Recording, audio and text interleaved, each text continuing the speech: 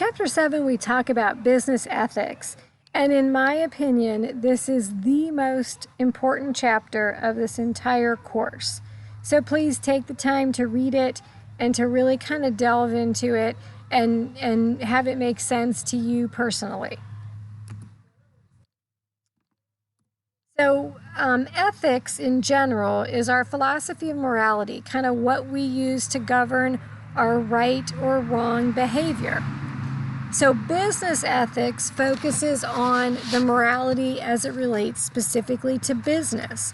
So we'll get into some of the different scenarios, but you'll see it can be more complex in business because you have various people. You have your owners of the company, you have managers, you have employees, you have your customers, you have vendors, you have the community that you operate in. So there's all these different stakeholders who have personal motives for that business, and those can just make the ethical dilemmas that much more complex.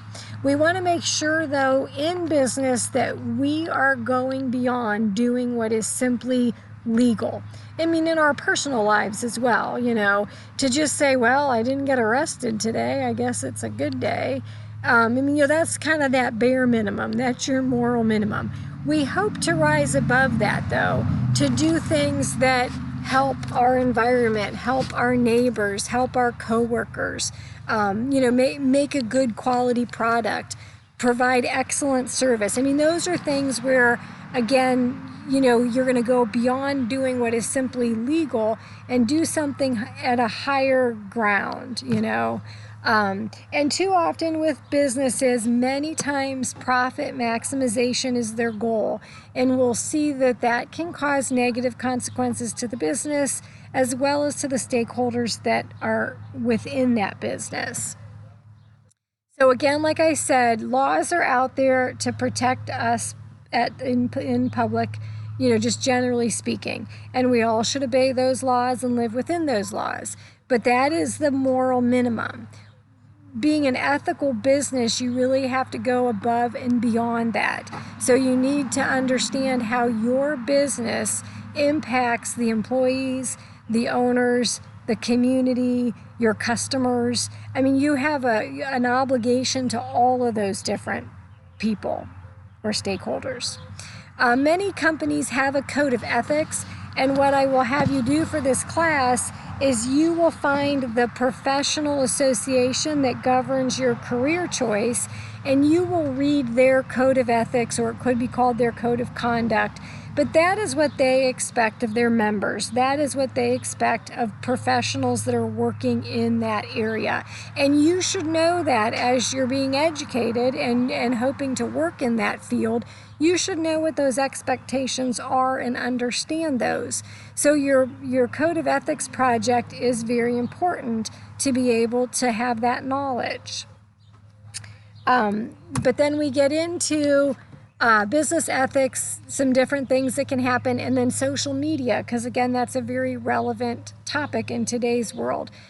So for hiring procedures, if you're looking for a job, you need to know that employers can look and search you in any social media. So your Facebook page, your LinkedIn page, Instagram, Twitter, anything that you put out there that the public can see, they can see it and they may look at it. So you want to make sure you have the very professional image in your LinkedIn profile, that your Facebook page is either set to just private, or again, you're just not putting any real crazy things out there, things that your employer may not want to see.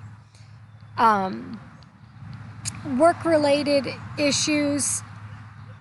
Many employers have fired individuals from what they put on their Facebook page or their Twitter pages.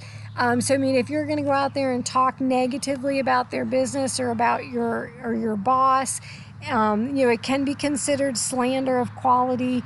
If you're talking about the product that they sell or the service that they provide, and it can just be defamation of character if you're talking about your boss or a specific person.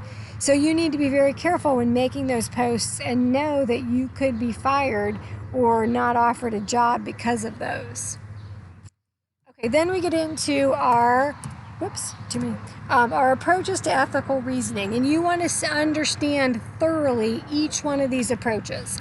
So we'll talk a little bit more in depth about them in the next slides. But duty-based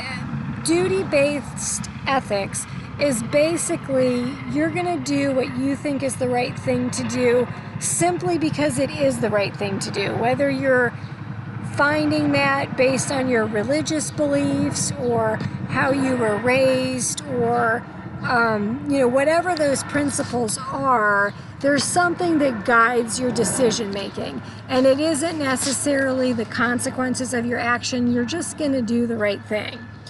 Outcome-based ethics, you focus on the outcomes of your actions. So you maybe do a cost-benefit analysis. You look at it to say, what am I going to get if I do this? And you pick the alternative that provides you with the best benefits. Corporate social responsibility is something that I feel like businesses should take into account, but they're going to look at all of their stakeholders, so their community, their customers, their vendors, their employees, and actually consider when making a business decision, how are all of those stakeholders impacted? So getting into a little more detail on the duty-based. So the duty-based, again, like I said, they could be religious in nature, so that you're a religious background that is pushing you to make these right or wrong decisions. You could use the principle of rights philosophy. So then in that you're saying, I believe that all people have the right to life, liberty, and the pursuit of happiness, what our American Constitution is built on.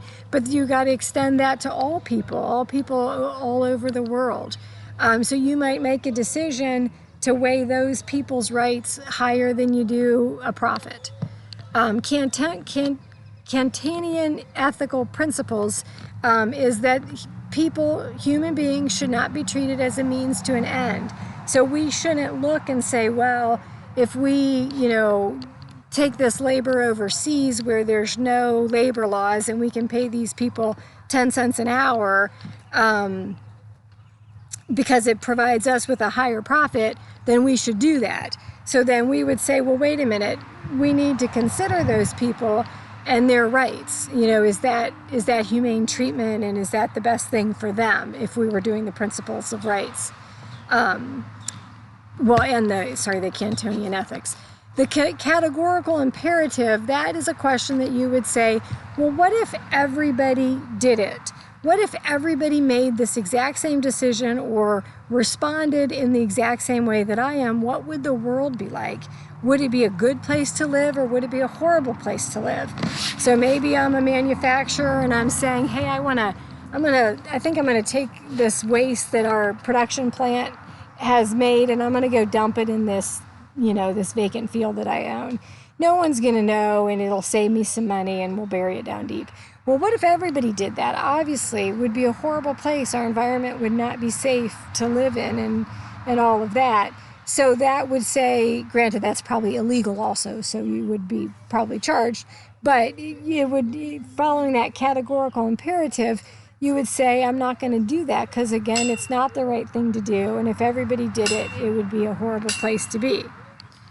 And then we just avoid the unethical behavior, whether the consequences are good from a profit standpoint or bad.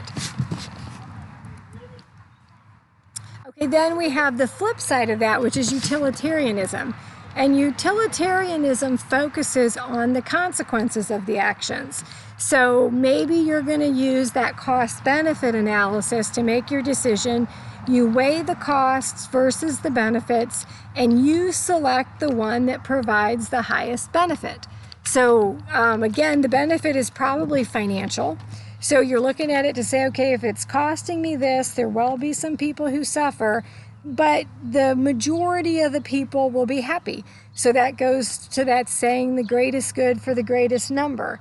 So say if a company is going to shut down their operations in the United States and they're going to start production over in Taiwan because the labor is cheaper, they're going to do that cost-benefit analysis and say, hey, revenues will be higher, our customers will be happy, our stockholders will be happy, Sure, there's going to be some employees who lose their job, and there's going to be some communities that will suffer because we're closing these production plants down and they employ a large portion of that population. But the majority of the people are going to be happy with our decision. So it's the greatest good for the greatest number, and we're going to choose to do it.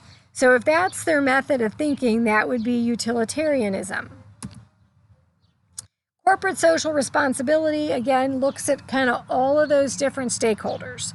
So profit maximization is still in there because a profitable company can contribute to society. They employ more people, they can pay higher wages, they can pay higher tax dollars, they maybe even support, the local schools or just different things. So it's not like we don't look at profit, but we want to look at profit in a socially responsible way. And we want to look at all of the groups impacted by our decisions. So that's employees, customers, vendors, as well as the owners in the community that we operate in. And then maybe we even develop a level of corporate citizenship where we actually look at our local environment and see what are the problems, So there's some areas of the country that maybe struggle with homeless people, and that could be a cause that a corporation could take up. Or maybe there's heroin addiction, and they're going to take something up about that. Or maybe, there's a main cancer hospital in the area, and you want to support that cancer hospital. So, those are all things that are unique to the company, and they can pick it. And you hope that it's something, though, that is related to the community that they're operating in. And there are companies that choose to do that instead of even advertising. So some companies are taking their advertising budget, which could be millions of dollars, and then turning around and supporting different charitable causes because they will get the good publicity and their name will be in the media and they'll be out there, and they can still support a good cause that way. So it's like a win-win. So then there's this step-by-step approach to say, okay, am I making an ethical decision? So you're going to inquire about the dilemma or the decision that you're making, have a discussion, make that decision, justify your decision, and then go back and evaluate it. So make sure after all is said and done that it actually ended up the way that you wanted it to and that you did make the best decision.